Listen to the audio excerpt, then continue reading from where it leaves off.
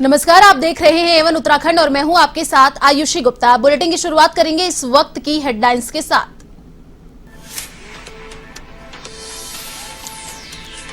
उत्तराखंड चुनाव से पहले कांग्रेस की तैयारी तेज, हफ्ते भर में जारी हो सकती है उम्मीदवारों की पहली लिस्ट। कल कांग्रेस स्क्रीनिंग कमेटी की बैठक में होगा मंथन।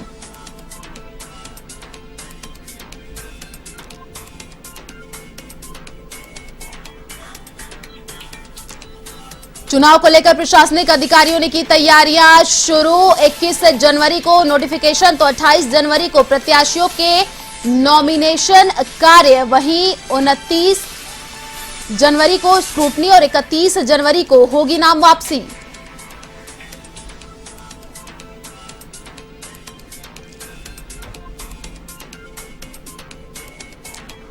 उत्तराखंड में बूस्टर डोज अभियान शुरू। दोनों डोज ले चुके बुजुर्गों को लगी प्रिकॉशन डोज। फ्रंटलाइन और हेल्थ केयर वर्कर्स भी दायरे में, तो एक सप्ताह में 46% किशोरों की भी लगी पहली डोज।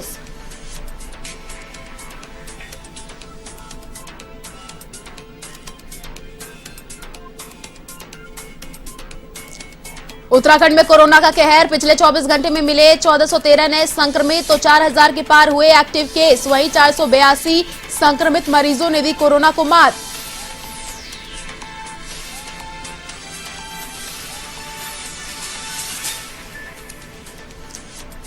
उत्तराखंड में लगातार 7वें दिन भी मौसम खराब। मसूरी में पहली बार दिखा हिमपात, तो गंगोत्री और यमुनोत्री नेशनल हाईवे जगह जगह पर बंद। वहीं ऊंची चोटियों पर बर्फबारी जारी, कई जगह सड़क बंद।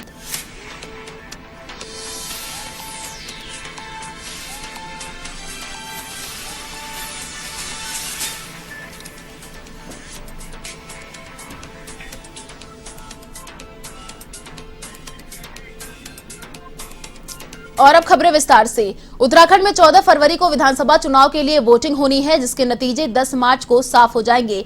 निर्वाचन आयोग द्वारा चुनाव की तारीखों के ऐलान के बाद बीजेपी, कांग्रेस सहित सभी पार्टियों ने अपनी चुनावी तैयारियां तेज कर दी है। खबर है कि उत्तराखंड चुनाव के लिए कांग्रेस उम्मीदवारों की पहली लिस्ट एक सप्ताह के अंदर आ जाएगी।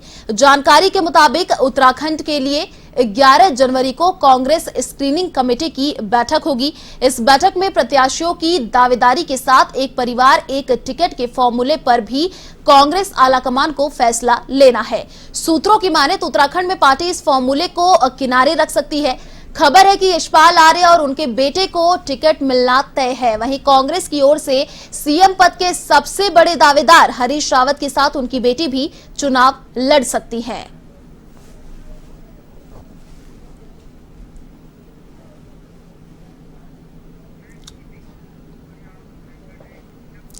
साल 2022 के शुरुआती महीने से ही कोरोना ने कहर बरपाना शुरू कर दिया है। अब तक कई राज्य इस महामारी की चपेट में आ चुके हैं। पहाड़ों में भी कोविड संक्रमितों की संख्या बढ़ती जा रही है। उत्तराखंड में पिछले 24 घंटे में कोरोना के 1413 नए मामले सामने आए हैं, जबकि एक की मौत हो गई है। वहीं 482 संक्रमित मरीज ठीक हुए हैं। नए केस के बाद उत्तराखंड में सक्रिय मामलों की संख्या 4118 हो गई है। प्रदेश में कोरोना पॉजिटिविटी रेट 7.79% है। उत्तराखंड में रिकवरी रेट वर्तमान में 94.80% है।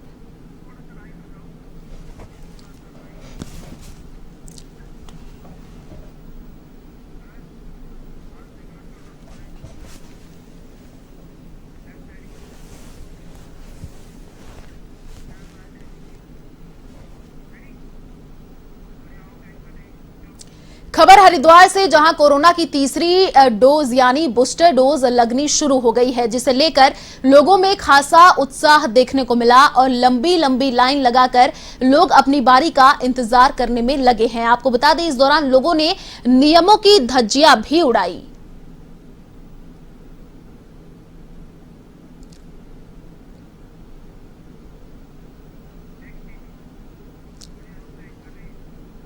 प्रदेश में आदर्श आचार संहिता लगने के बाद बागेश्वर जिला प्रशासन भी विधानसभा चुनावों को लेकर सभी तैयारियां पूर्ण करने का दावा कर रही है। डीएम विनीत कुमार ने बताया कि बागेश्वर जिले के 2,16,765 मतदाताओं के लिए 376 मतदान केंद्र बनाए गए हैं।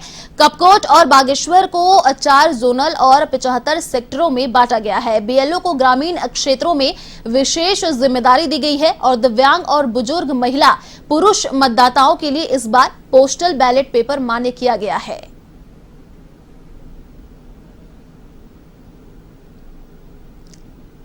जो इलेक्शन से पहले की अनाउंसमेंट से पहले की जो तैयारियां होती हैं वो सभी हमने यहाँ पे कर ली है। और ऑन अनाउंसमेंट ऑफ इलेक्शन भी के बाद में क्योंकि एमसीसी भी लागू हो जाती है तो उसको लेकर भी हमने यहाँ पे कार्रवाई करना शुरू कर दिया है। जो हमारे पब्लिक प्लेसेस में हमारे विदिन 48 आवर्स जो हटाने होते हैं उसकी भी हमने कार्रवाई यहाँ पे शुरू कर दी है। और जो प्राइवेट प्रीमाइसेस में विदाउट परमिशन अगर किसी ने होर्डिंग्स वगैरह लगा रखी है तो उसको हटाने का भी हमारे यहाँ पे कार्रवाई हमारी चल रही है। 66 हमारे ऐसे पोलिंग स्टेशन हैं जो शेडो एरिया में आते हैं और उसके लिए ऑलरेडी हमने यहाँ पे व्यवस्था कर ली है। हल्द्वानी में आचार संहिता लगते ही जिले में चुनाव प्रक्रिया को लेकर चुनाव आयोग के दिशा निर्देशों के बाद प्रशासनिक अधिकारियों ने तैयारियां शुरू कर दी हैं। तो वहीं सर्किट हाउस में जिला निर्वाचन अधिकारी धीराज गर्ब्याल ने प्रेस कॉन्फ्रेंस कर बताया कि चुनाव को लेकर 21 जनवरी को नोटिफिकेशन जारी किया जाएगा और 28 जनवरी को प्रत्याशियों का नॉमिनेशन कार्य किया जाएगा। 29 जनवरी को स्क्रूटनी कार्य किया जाएगा और 31 जनवरी को नाम वापसी की तिथि निर्धारित की गई है।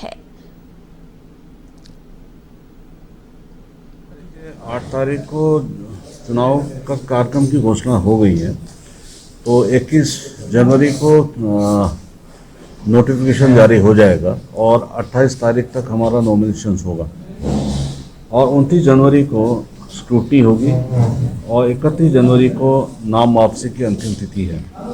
उसके बाद 14 फरवरी को हमारा मतदान होगा। मतदान के बाद 10 मार्च को आपकी काउंटिंग हमारी शुरू हो जाएगी। तो नैनीताल जनपद के परिप्रेक्ष्य में हम लोग ये ज़रूर बताना चाहेंगे कि नैनीताल में 6 विधानसभाएं हैं तो उसके 6 विधानसभाओं के लिए चुनाव संपन्न होंगे और जितने भी विधानसभाएं हैं हमारी उसमें 6 रिटर्निंग ऑफिसर अपने अपने मुख्यालय में नॉमिनेशन फॉर्म्स को रिसीव करेंगे।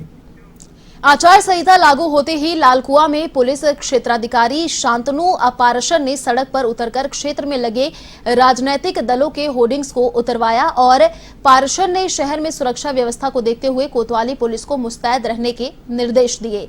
उन्होंने कहा कि विधानसभा में 27 से आदर्श आचार संहिता का पालन कराया जाएगा और उल्लंघन करने वालों के खिलाफ कार्रवाई की जाएगी।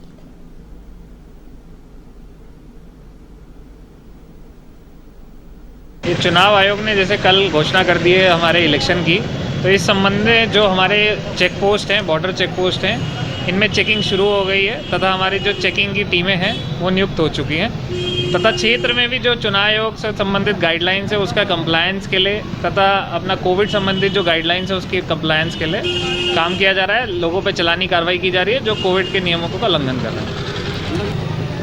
किनके खिलाफ? हाँ, उल्लंघन करने वालों पे कार्रवाई अभी चालानी कार्रवाई हो रही है। इसमें मुकदमा भी किया जाएगा एपिडेमिक एक्ट के अंदर अगर नहीं मानते। जसपुर में आम आदमी पार्टी को जन्म देने वाले अजय अग्रवाल की मेहनत पर पार्टी ने पानी फेर दिया है। वहीं उन्होंने प्रेस कॉन्फ्रेंस कर बताया कि आम आदमी पार्टी का उत्तराखंड में कोई जनाधार नहीं है। वहीं उन्होंने जसपुर आम आदमी पार्टी के प्रत्याशी यूनुस चौधरी पर भी आरोप लगाए हैं। वहीं उन्होंने कहा कि ये दिल्ली नहीं है, ये उत्तराखंड है। यहाँ की जनता जागरूक है, ये किसी के बहकावे में नहीं आने वाली। साथ ही उन्होंने जसपुर विधानसभा क्षेत्र से निर्दलीय लड़ने का फैसला लिया है।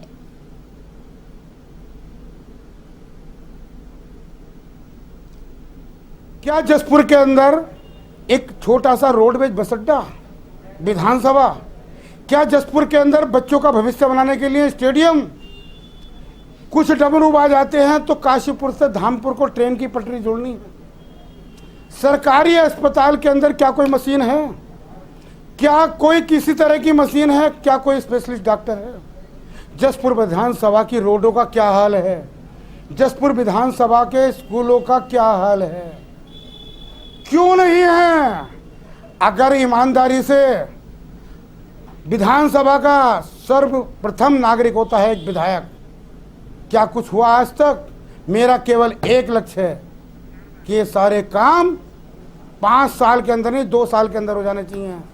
उत्तराखंड में जैसे जैसे कोरोना बढ़ रहा है वैसे वैसे पुलिस भी अपनी सख्ताई लोगों पर करने लगी है। सोशल डिस्टेंस का उल्लंघन हो या बिना मास्क के बाहर घूमने हुए पकड़े जाना, दोनों ही अवस्था में पुलिस लोगों के चालान काटकर जुर्माना वसूल करने में लगी है। ऋषिकेश में बारिश के बावजूद पुलिस ने शहर के कई चौक चौराहों पर चेकिंग अभियान चलाया। इस दौरान नियम तोड़ने वालों के बीच पुलिस की चेकिंग को देख हड़कंप मच रहा। आपको बता दें, कोई मास्क घर भूलने का बहाना करता नजर आया तो कोई मास्क गिरने की कहानी पुलिस को बताता रहा। ऐसे में पुलिस ने किसी भी बहाने पर विश्वास नहीं किया और चालान काटकर जुर्माना वसूल कर लोगों को चेतावनी दी।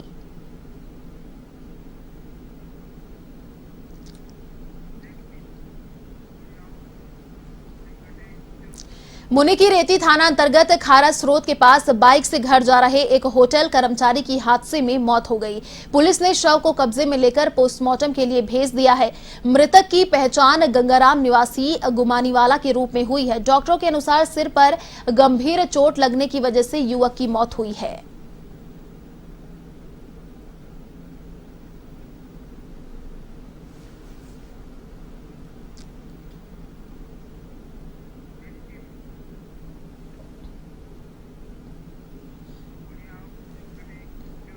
खटीमा के पकड़िया में वन विभाग ने मुखबिर की सूचना पर सागौन के अवैध 15 गिल्टे छापेमारी के दौरान बरामद किए हैं। वहीं वन विभाग के द्वारा छापेमारी के दौरान पकड़ी गई अवैध लकड़ी की कीमत लाखों में बताई है। Khatima one ranger RS Manral ने बताया कि मुखबिर द्वारा सूचना मिली थी कि झनकैया रोड पर बंगाली कॉलोनी के पीछे स्थित खकरा नाले के किनारे कुछ सागौन की अवैध लकड़ी पड़ी हुई है, जिसमें टीम द्वारा मौके पर जाकर कार्रवाई की गई, जहां 15 अवैध लट्ठे सागौन के बरामद किए गए।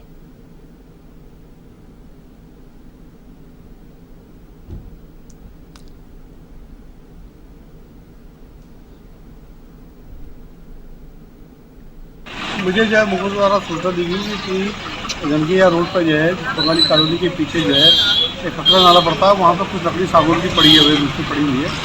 तो मेरे द्वारा जो है पुलिस स्टाफ को लेकर जो है कार्रवाई की गई। कार्रवाई के दौरान जो है 15 लट्ठे सागौन के पकड़े गए हैं, जिनको उठा करके जो विधिक कार्रवाई की जा रही है और इसको जो है खटीमा जो है रेंज परिषद में सुरक्षित जो रखा जा रहा है। जाँच का विषय है, जाँच की जा रही है और इसको जो है कि कहाँ से लाई गई है, किसकी लकड़ी है, इसकी जो है जांच की जा रही है। थाना थराली पुलिस इन दिनों मादक पदार्थों की तस्करी करने वाले अपराधियों को ढूंढ कर धरपकड़ कर रही है। पुलिस ने गश्त के दौरान एक व्यक्ति से 300 ग्राम चरस बरामद की है। गिरफ्तार आरोपी देवाल विकासखंड के लवाड़ी का रहने वाला है। पुलिस के मुताबिक पकड़ी गई चरस की कीमत लगभग 45,000 रुपए आकी गई है और थाना थराली पुलिस ने आरोपी के खिलाफ एनडीपीएस एक्ट में मुकदमा दर्ज कर लिया है। 8 तारीख को थाना थराली क्षेत्रांतर्गत 2 अभियुक्तों को 1.5 किलो चरस के साथ गिरफ्तार किया गया था। इसी क्रम में आज भी थाना थराली क्षेत्रांतर्गत एक अभियुक्त को 300 ग्राम चरस के साथ गिरफ्तार किया गया है। अभियुक्त के आपराधिक इतिहास की जानकारी की जा रही है और आगे भी ये अभियान। भगवानपुर कोतवाली में सीओ मंगलौर पंकज गैरोल ने कस्बे में हुई 4 चोरी का एक साथ खुलासा किया और बताया कि शिव सिटी मखनपुर भगवानपुर में 4 अलग अलग मकानों में चोरी की घटना हुई थी। यहां चोरों ने सोने चांदी के सामान और एलईडी टीवी चोरी की थी। वहीं मामले में जांच कर पुलिस ने चोरी की घटनाओं को अंजाम देने वाले एक शातिर अपराधी लियाकत को गिरफ्तार किया है। पूछताछ में उसने सारा मामला उगल दिया।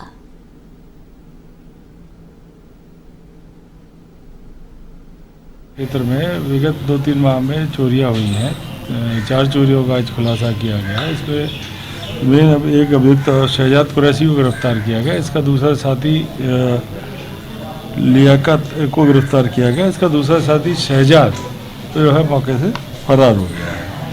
शहजाद पूरा ये आपके सामने है। 4 चोरियों का माल है। इसमें जेवर, सोने के जेवर, 2 एलईडी इत्यादि जो है अलग अलग चोरियों के ये जो बरामद किए गए। इनके भी आपराधिक इतिहास का पता किया जा रहा है। दोनों ही अभियुक्त जो है जनपद सहारनपुर थाना कुतुबशेर के रहने वाले हैं। इनके आपराधिक इतिहास के संबंध में वहाँ से एक फरार है। इसमें भूरा जो है वो फरार है तो उसकी गिरफ्तारी के लिए टीम गई हुई है, दबिश दी जा रही है। वरिष्ठ अधिकारियों द्वारा इसमें नाम की घोषणा की गई। फिलहाल इस बुलेटिन में इतना ही। देश और दुनिया की तमाम बड़ी खबरों को देखने के लिए आप देखते रहिए A1 टीवी। नमस्कार।